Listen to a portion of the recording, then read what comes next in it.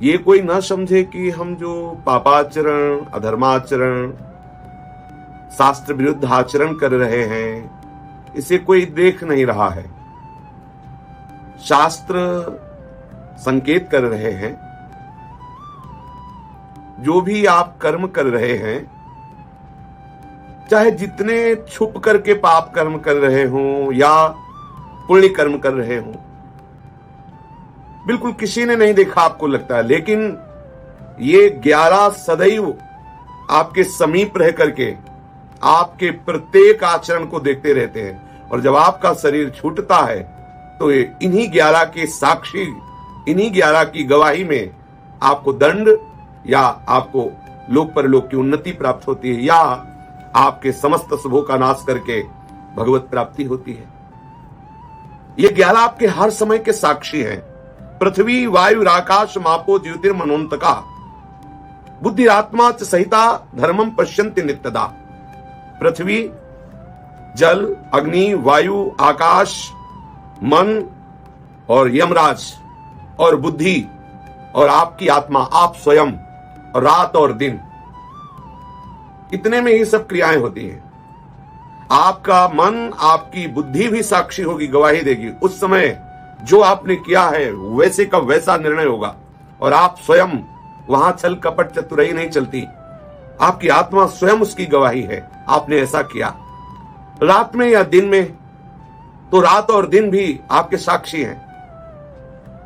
ये 11 सदैव साक्षी रहकर आपके कर्मों को देखते रहते हैं। और अवश्य में भोक्तव्यम कृतम कर्म शुभाशुभम, आप जो भी शुभ शुभ कर्म करते हैं उनको भोगना पड़ेगा। यदि ये उपाय न किया तो एक उपाय है जो बहुत शीघ्र आपको पूर्ण रूप से निष्पाप कर देगा। कोई दुष्ट चित्त मनुष्य, उसकी कोई श्रद्धा नहीं है, कोई भक्ति नहीं है, पर उसको पता चला कि मैंने बहुत पाप किए, अब कैसे पापों से मुक्त हूं, तो एक उपाय है, हरिनाम, भगवन नाम, कृष्ण नाम, राधा नाम। चाहे जितना दुष्ट स्वभाव का कोई हो, यदि प्रभु का नाम जपने लगे तो संपूर्ण पापों का नाश हो जाएगा। और जो अन्य साधन है, धर्म, यज्ञ, तीर्थाटन, सदाचार, यम नियम आदि, ये कुछ मात्रा में पापों को नष्ट करते हैं, संपूर्णतया नहीं। संपूर्णतया पापों का नाश करके परमानंद की अनुभूति कराने वाला नाम है। कह रहे हैं कि दुष्ट चित्तैर,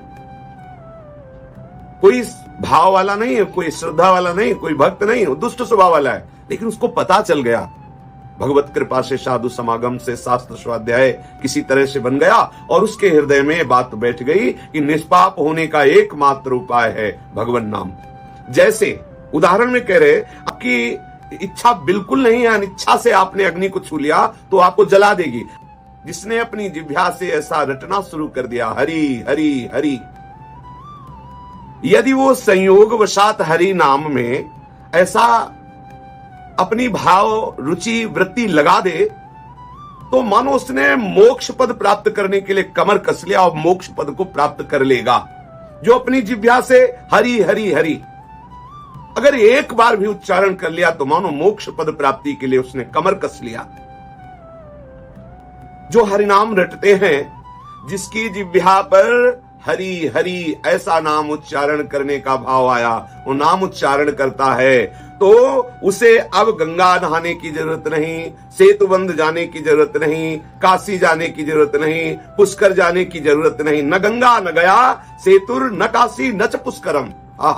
उसने गंगा स्नान का फल प्राप्त कर लिया, उसने गया जी में पिंड दान देने का फल प्राप्त कर लिया, वो भगवान विश्वनाथ जी की काशी नगरी का आनंद प्राप्त कर लिया, पुष्कर तीर्थ का अवगाहन का फल प्राप्त कर लिया, वो अर्थात समस्त तीर्थों का फल प्राप्त कर लिया, जिसने अपनी जिह्वा से हरिनाम उच्चारण कर लिया। जिसने हरि ऐसा उच्चारण कर लिया भगवान नाम, तो उसने ऋग्वेद, यजुर्वेद, सामवेद, अथर्ववेद के पाठ का फल प्राप्त कर लिया। मानो चारों वेदों के स्वाध्याय का जो फल है वो हरिनाम रटने वाला प्राप्त कर लिया। जिसने अपनी जिह्वा से श्री हरि ऐसा उच्चारण किया, उसने दक्षिणा सहित अश्वमेध यज्ञ कर लिया, राजसूय यज्ञ कर लिया, जितने भी यज्ञ है सब यज्ञों का फल उसे प्राप्त हो गया महान महिमा में परम श्रेष्ठ हरिनाम जप रूपी यज्ञ से। श्री हरि श्री हरि श्री हरि, जिसने ऐसा उच्चारण किया उसने सब यज्ञों का फल प्राप्त कर लिया। हरि, ये जिसने 2 अक्षर का ये परम नाम उच्चारण कर लिया, मानो मृत्यु के पश्चात परलोक मार्ग में प्रयाण करने के लिए उसने मार्ग की आनंदमयी सामग्री एकत्रित कर ली। जो शरीर छूटने के बाद दुर्गति होती है उसकी दुर्गति नहीं होगी। उसने अपनी जिह्वा से हरि नाम उच्चारण कर लिया, महान मंगल महान आनंद होगा जो अपनी जिह्वा से हरि नाम उच्चारण कर लेता है। ये भगवान नाम में सबसे बड़ी बात यह है कि इसमें कोई देश काल का नियम नहीं है। वैदिक मंत्रों में, गुरु मंत्र में ऐसी मर्यादा है कि आप ऐसी अवस्था में, आप ऐसी जगह में, आप ऐसे जप करें, आप ऐसे नियम है, लेकिन हरिनाम में नहीं। बोले राम रामेति मुच्यते, जिसकी जिह्वा पे राम राम कृष्ण कृष्ण हरि हरि ऐसा नाम उच्चारण हो रहा है, उसके लिए कोई देश काल का नियम नहीं है, कोई समय का नियम। हर समय, हर अवस्था में, हर जगह कह रहे हैं कि जो प्रभु का नाम कीर्तन है उसके लिए देश का, नियम का, काल का कोई विधान नहीं कि आप इस काल में जपे, इस नियम से जपे, इस स्थान पर जपे। जो भगवान नाम जपते हैं हर समय, हर अवस्था में, कहीं भी, किसी भी समय में, पवित्र हो या पवित्रा पवित्रो वा सर्वावस्थांगतोऽपि वः या स्मरेत् पुंडरीकाक्षं सवायाभ्यंतरः शुचि, वो भीतर बाहर से पवित्र हो जाता है चाहे जैसी स्थिति हो। और यज्ञ, दान, तीर्थ स्नान आदि और अनुष्ठान आदि के लिए बड़े नियम हैं, शुद्ध काल की अपेक्षा है, पवित्रता की अपेक्षा है। लेकिन प्रभु के नाम जपने के लिए, प्रभु के नाम कीर्तन के लिए, बोले चलते फिरते, खड़े रहते, सोते, खाते पीते, किसी भी अवस्था में आप हो, कृष्ण कृष्ण कृष्ण कृष्ण जो ऐसा उच्चारण करता है वो संपूर्ण पापों से छूट जाता है, पाप की प्रवृत्ति का भी नाश हो जाता है। और जो साधन हो थोड़ा पाप नष्ट करते हैं, लेकिन पाप संपूर्ण रूप से नष्ट तभी माना जाता है जब पाप प्रवृत्ति का नाश हो जाता है। श्री कृष्ण नाम में, हरि नाम में, राम नाम में, राधा नाम में संपूर्ण पापों का नाश करने की सामर्थ्य। केवल इतना ही नहीं, अगर आप मोक्ष चाहे तो मोक्ष, परम पद, प्रेम जो चाहे वो नाम से प्राप्त हो जाता है।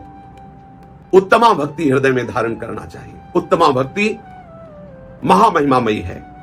उत्तमा भक्ति का श्रेष्ठ स्वरूप है पूर्ण समर्पण हो जाना, प्रभु के चरणों में पूर्ण समर्पण हो जाना। अब जोई जोई प्यारो करे सोई मोहि भावे, हे नाथ अपना जीवन मैंने आपके चरणों में समर्पित कर दिया।